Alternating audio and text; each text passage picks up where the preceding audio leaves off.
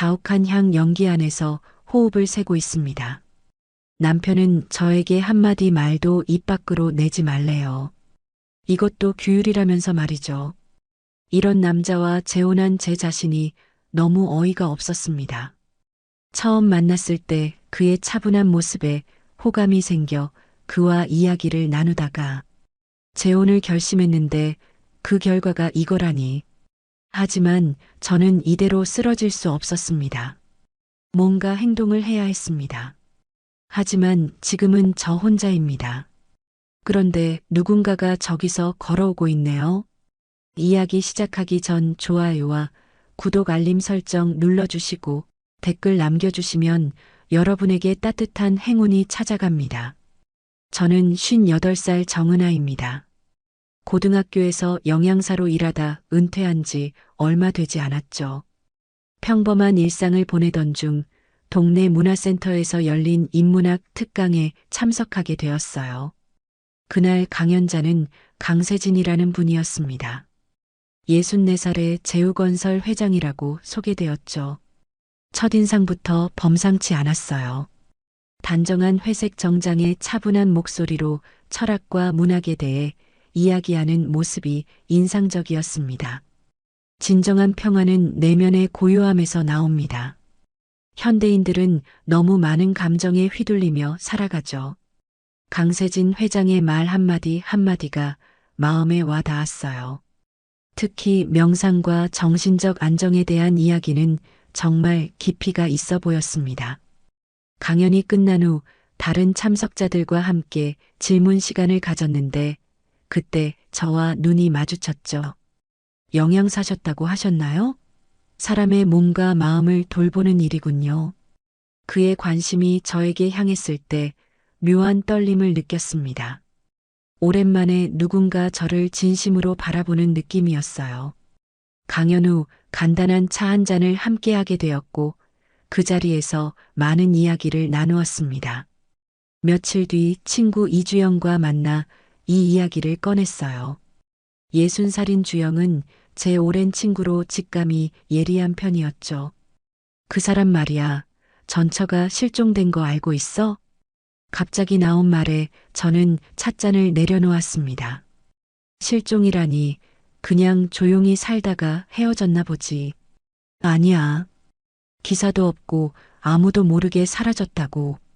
그 집 손주 가르쳤던 선생님한테 들었는데 전처 얘기만 꺼내면 집에서 바로 쫓겨났다더라.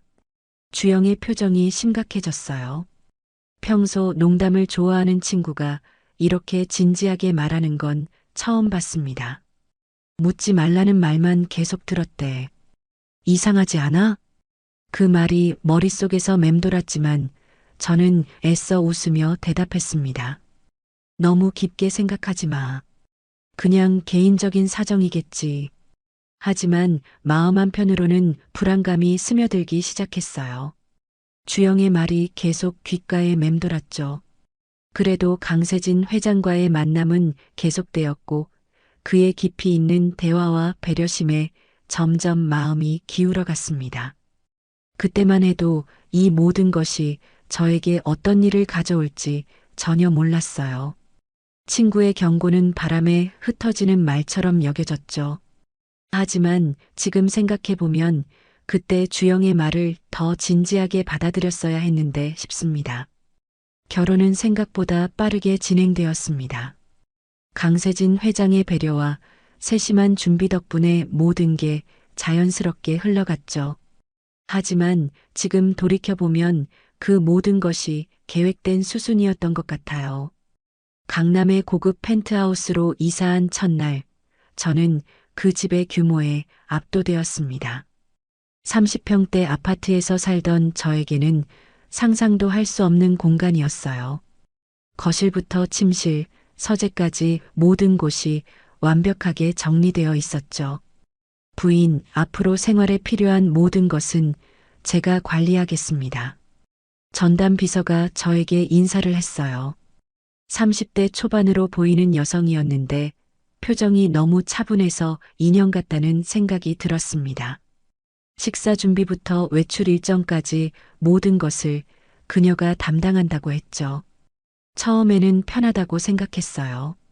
하지만 며칠이 지나면서 이상한 점들이 하나둘씩 눈에 띄기 시작했습니다. 전화기를 확인해 보니 단 3개의 번호만 등록되어 있었어요. 강세진 회장, 비서, 그리고 운전기사. 제 딸 서연이나 친구 주영의 번호는 어디에도 없었죠. 이상하네. 제 전화번호부는 어디 있나요? 비서에게 물어보니 담담한 목소리로 대답했습니다. 회장님께서 불필요한 연락은 부인의 평온을 해친다고 하셨습니다. 필요하시면 저를 통해 연락하시면 됩니다. 벽을 둘러보니 더욱 어색했어요. 일반적인 집이라면 가족 사진이나 추억이 담긴 물건들이 있을 텐데 여기에는 액자에 담긴 문구들만 걸려 있었습니다. 침묵은 가장 깊은 지혜다. 고요함 속에서 진정한 자유를 찾는다. 내면의 통제가 진정한 치유다 같은 말들이었죠. 가장 당황스러운 건 매일 아침 일정표였습니다. 비서가 건네준 종이에는 조용한 호흡 수련이라는 시간이 적혀 있었어요. 오전 7시부터 8시까지 매일 같은 시간이었죠. 이건 뭔가요? 회장님께서 부인의 정신 건강을 위해 마련하신 시간입니다. 명상과 호흡법을 통해 내면을 다스리는 거예요.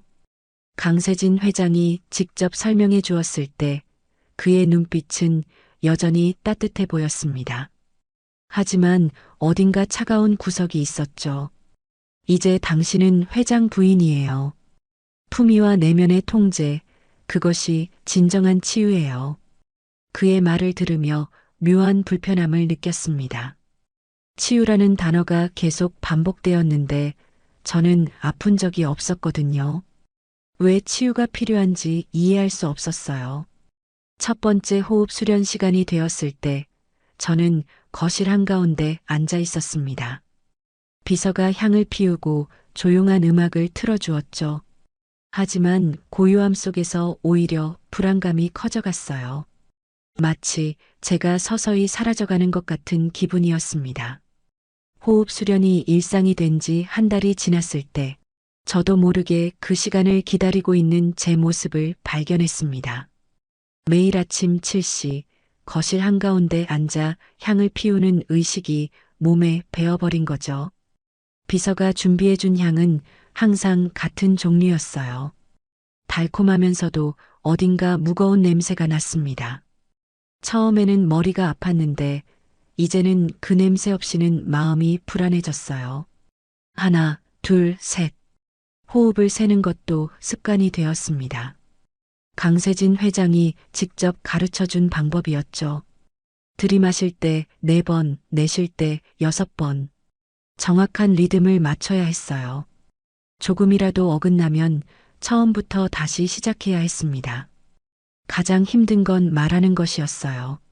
하루에 한마디 이상 말하지 않는다는 새로운 규율이 생겼거든요. 말은 에너지를 소모시킵니다. 불필요한 소음은 내면의 평화를 흐려뜨려요. 강세진 회장의 설명을 들으며 고개를 끄덕였지만 속으로는 답답함이 쌓여갔습니다. 하루 종일 거의 말을 하지 않으니 목소리마저 변해가는 것 같았어요. 비서와의 대화도 최소한으로 줄었습니다. 필요한 것이 있으면 손짓으로 표현하거나 종이에 적어서 전달했죠.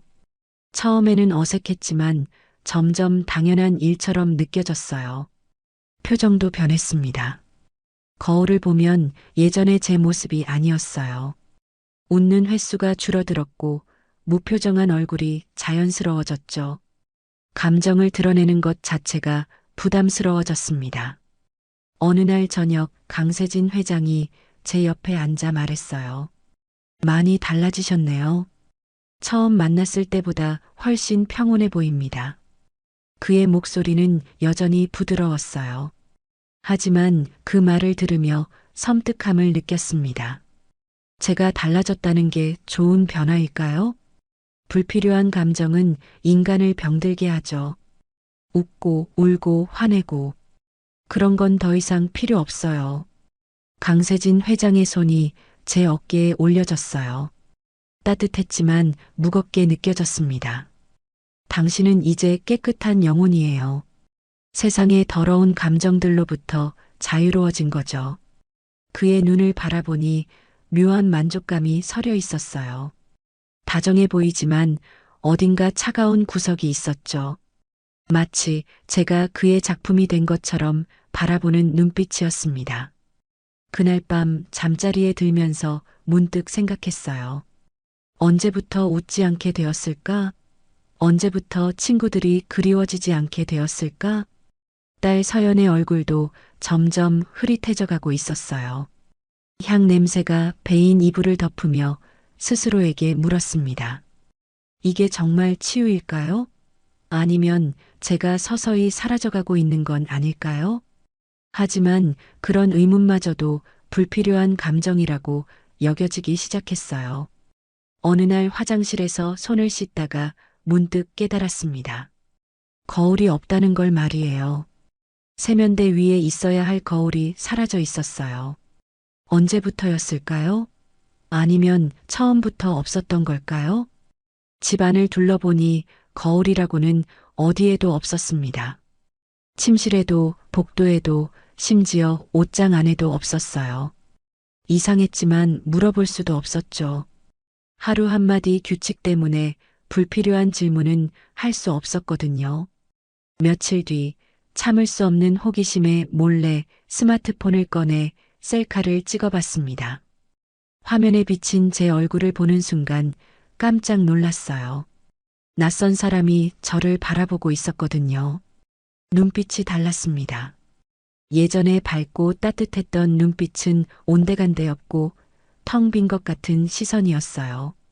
입꼬리도 자연스럽게 내려가 있었고 전체적으로 무기력해 보였죠. 이게 정말 저인가 싶을 정도였습니다. 가장 충격적인 건 표정이었어요. 아무런 감정이 드러나지 않는 얼굴. 마치 감정이라는 게 무엇인지 잊어버린 사람 같았죠. 손가락으로 뺨을 만져보니 살이 빠져 있었어요. 언제부터 이렇게 변했을까요? 비서의 모습도 이상해졌습니다. 처음 만났을 때는 그래도 사람다운 구석이 있었는데 이제는 정말 기계 같았어요. 표정 변화도 없고 목소리 톤도 항상 일정했죠. 비서님, 혹시 아프신 건 아니세요? 어느 날 조심스럽게 물어봤더니 그녀는 고개를 갸우뚱하며 대답했습니다. 아프다는 게 무슨 의미인지 모르겠습니다. 저는 항상 같은 상태를 유지하고 있어요. 그 말을 들으며 소름이 돋았어요. 마치 제 미래를 보는 것 같았거든요. 전화기를 확인해 봤을 때 더욱 당황스러웠습니다. 며칠 전까지 있었던 딸 서연의 번호가 사라져 있었어요. 친구 주영의 번호도 마찬가지였죠. 언제 누가 지운 걸까요? 제 연락처들이 없어졌는데요. 비서에게 말하니 태연하게 대답했습니다. 회장님께서 부인의 평온을 위해 정리하셨습니다. 불필요한 연락은 정신 건강에 해롭다고 하셨어요. 그날 밤 잠이 오지 않아 거실을 배회하다가 서재 문이 열려 있는 걸 발견했습니다. 평소에는 항상 잠겨 있었는데 말이에요. 마치 저를 부르는 것 같은 느낌이 들어 조심스럽게 들어갔어요. 책장 사이사이에는 두꺼운 파일들이 꽂혀 있었습니다. 그중 하나를 꺼내 펼쳐보니 깜짝 놀랐어요. 제 이름이 적힌 문서가 있었거든요. 정은아 관찰 일지라는 제목 아래 날짜별로 기록이 적혀 있었습니다. 마치 실험 대상을 관찰하는 보고서 같았어요. 고요함 이행률 91%, 감정 억제 우수, 외부 자극 차단 유지. 다른 페이지를 넘겨보니 더욱 섬뜩한 내용들이 나왔습니다. 웃음 빈도 감소 성공, 자발적 대화 차단 완료, 거울 제거 후 자아 인식 저하 확인. 손이 떨렸습니다. 이 모든 게 계획된 일이었다는 걸 깨달았거든요. 저는 치료받는 환자가 아니라 통제당하는 대상이었어요. 마지막 페이지에는 빨간 펜으로 쓰인 메모가 있었습니다. 최종 목표 완전한 수능 상태 달성. 자아 의식 속어 진행 중. 그 순간 모든 게 명확해졌습니다. 이곳은 제가 사는 집이 아니었어요. 저를 다른 사람으로 만들어가는 교화소였죠. 강세진 회장은 저를 사랑한 게 아니라 통제하고 싶었던 거였습니다. 서재에서 그 문서를 본 이후로 모든 게 달라졌습니다. 겉으로는 똑같이 행동했지만 속으로는 치밀하게 계획을 세우기 시작했어요. 제가 누구인지, 무엇을 당하고 있는지 이제 알았으니까요. 다음 날 아침 명상 시간, 평소처럼 거실 한가운데 앉았습니다. 비서가 향을 피우고 조용한 음악을 틀어주었죠. 하지만 이번에는 눈을 완전히 감지 않았어요. 살짝 뜬 채로 주변을 관찰하기 시작했습니다. 비서는 제가 명상하는 동안 작은 수첩에 뭔가를 적고 있었어요. 시간, 제 자세, 호흡 패턴까지 세세하게 기록하는 것 같았죠. 정말 저는 관찰 대상이었던 거예요. 강세진 회장이 나타났을 때도 마찬가지였습니다. 제 뒤에 서서 몇 분간 지켜보더니 만족스러운 표정으로 고개를 끄덕였어요. 마치 애완동물이 잘 훈련되었는지 확인하는 것 같았습니다.